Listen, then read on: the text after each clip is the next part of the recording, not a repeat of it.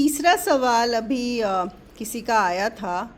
उन्होंने फ़ोन किया था और पूछा कि उनको एक परेशानी चल रही है इस जीवन में, एक बहुत बड़ा दुख है और उन्होंने किसी से कांटेक्ट किया होगा। किसी किसी गुरुजन ने ही उनको बताया कि आपका ये जो समस्या है ये किसी पूर्व जन्म स्मृति से आधारित है, कि आपके साथ कुछ ऐसा हुआ था किसी जन्म में, तो जिसके कारण आपको ये दिक्कत है। तो आपको वहाँ से, लेकिन उनको ये नहीं पता था कि कैसे ठीक करते हैं, उन्होंने बता दिया। तो इनका फ़ोन आया था कि क्या इससे मैं मुक्त कैसे हो सकती हूँ।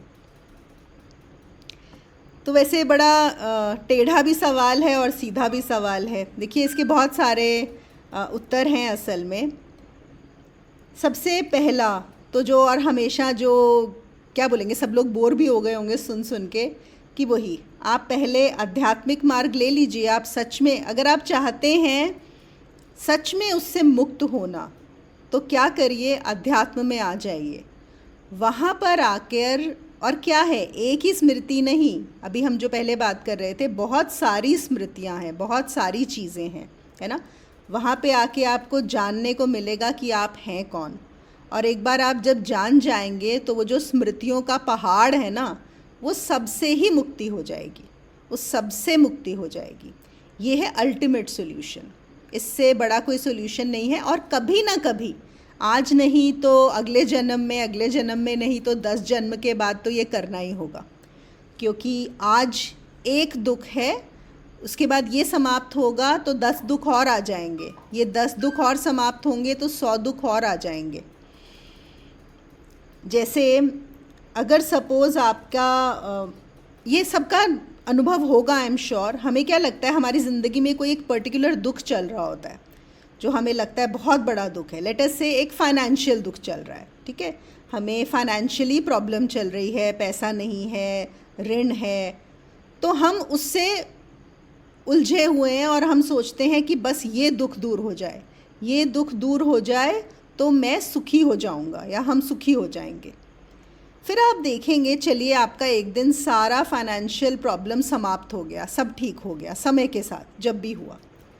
जैसे ही वो ठीक होगा, आप रियलाइज़ करोगे कि और 5 दुख आपकी ज़िंदगी में हैं, लेकिन अभी तक वो नज़र नहीं आ रहे थे। क्यों नज़र नहीं आ रहे थे? क्योंकि ये इतना बड़ा फाइनेंशियल इशू का दुख इतना बड़ा था कि उसके पीछे आपको बाकी वो 5 दुख नहीं नज़र आ रहे थे। जैसे होता है ना, अगर आपके हाथ में फ्रैक्चर हुआ हो, एक हाथ में अगर दूसरी उंगली में कांटा चुभा हुआ हो, तो वो कांटे वाला जो उंगली में चुभा हुआ है वो आपको नज़र नहीं आएगा। लेकिन जैसे ही आपका फ्रैक्चर ठीक होगा तो वो जो कांटा चुभा हुआ है ना, वो भी फ्रैक्चर जितना ही दुखेगा, वो भी उतना ही परेशान करता है। तो कोई एंड नहीं है। तो फिर कमिंग बैक टू कि कैसे हम पूर्ण जन्म की स्मृतियों से मुक्त हो सकते हैं, आध्यात्मिक मार्ग पे आइए और जान लीजिए कि आप कौन हैं। सारे दुखों से, सब स्मृतियों से मुक्ति हो जाएगी। सबसे अच्छा तरीका तो यही है। और फिर दूसरा तरीका, अगर हम इतना तो अभी नहीं कर सकते हैं, तो हाँ, फिर आप ऐसे लोगों से कांटेक्ट कर सकते हैं, ऐसे गुरुओं से कांटेक्ट कर सकते हैं जो ये जान भी सकते हैं कि आपकी क्या स्मृति रही है जिसकी वजह से आपको ऐसा दुख है, और शायद वो उसको बदल भी सकते हैं। कई लोगों में ये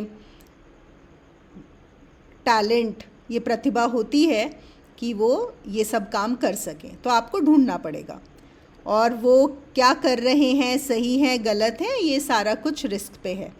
और आपको पता ही है, हम लोग यहाँ पे तो बहुत सारे पंडित, पूजा हमारे यहाँ होती हैं, वो ऐसी चीज़ों पे होती हैं।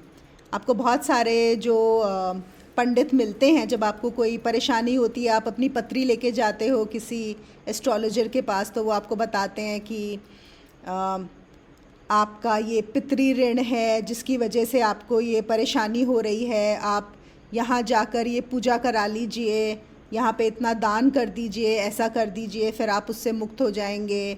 या फिर वो बोलते हैं हम आपके नाम की ये पूजा कर देंगे। ऐसा होता है ना, सबने सुना होगा, अगर आप लोगों ने कराया नहीं होगा तो भी आसपास वालों में ज़रूर इस तरह की चीज़ें सुनी होगी। तो हाँ, फिर आप दूसरों के ऊपर ये चीज़ डाल सकते हैं और कि दूसरे आपके लिए वो मुक्ति कर दें, और हो सकता है हो जाए, है ना, हो सकता है हो जाए, हो सकता है समय के साथ अपने आप ही हो जाए। और तीसरा तरीका क्या है? तीसरा तरीका है कि उस दुख को भोग लीजिए, है ना। कभी कभी कोई इलाज नहीं होता, बस जो भी दुख है, जो भी परेशानी है, कैसे पता चलेगा कि पूर्व जन्म से है? अगर आपको इस जन्म में कुछ नज़र नहीं आ रहा है तो हम ये एज्यूम करेंगे, क्योंकि हमारे मन को एक आंसर चाहिए, वो उसको तसल्ली नहीं मिलती। तो ये कहीं ना कहीं हमारी कंडीशनिंग हुई हुई है कि अगर इस जन्म में जवाब नहीं है तो पिछले जन्म में होगा। तो अगर पिछले जन्म में कुछ मैंने ऐसा किया था तभी तो दुख, कुछ जो भी दुख चल रहा है तो उसको भोग लीजिए। कभी ना कभी तो वो भोग करके ख़त्म हो ही जाएगा, है ना, समय के साथ। और जो भी कोई दुख चल रहा है उसमें ऐड मत कीजिए, उसको और बढ़ाइए मत, उसमें और रिएक्शन मत कीजिए कि इसने मेरा ये किया, अब मैं इसका उल्टा कर दूं, मुझे इससे बदला लेना है, इसने मेरे ऊपर कोर्ट केस किया, मैं भी इसके ऊपर कोर्ट केस कर दूं, इसने मुझसे ये छीना, मैं भी छीन दूं, इसने मेरा अपमान किया, मैं भी इसका अपमान कर दूं। तो फिर तो हम उसको कंटिन्यू कर रहे हैं, है ना, वही चीज़। तो कंटिन्यूएशन में किसी को तो एक स्टॉप लगाना होगा, कहीं पे तो इस साइकिल को रोकना होगा, जो भी कोई साइकिल चल रहा है। एक चीज़ श्योर है कि कोई साइकिल चल रहा है, वो कब शुरू हुआ, कहाँ शुरू हुआ, किसने किया, कोई नहीं जान सकते। लेकिन हाँ, जो भी परेशानी है, मतलब कुछ तो चल रहा है, कोई साइकिल, कोई पैटर्न। उसको कैसे रोकेंगे?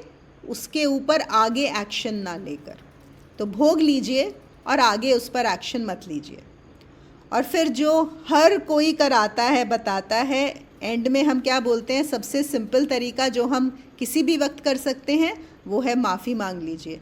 माफ़ी मांगते रहिए कि जो भी मेरे जीवन में परेशानी है, चाहे किसी इंसान की वजह से है, चाहे मेरा कोई हेल्थ इशू है, चाहे मेरा कोई फाइनेंशियल इशू है, यही सब होते हैं हमारी प्रॉब्लम्स, है ना। तो हो सकता है कभी कुछ किया हो, मुझे ये भी नहीं पता मैंने किसके साथ किया था, क्यों किया था, लेकिन मैं माफ़ी चाहता हूँ, माफ़ी चाहती हूँ। I want forgiveness and I forgive. So that's why there is so much, I think, in every spiritual community, in every group, in every sessions, you will find something around forgiveness. That is why we keep talking about it, just so that we can be free, हम free हो सकें।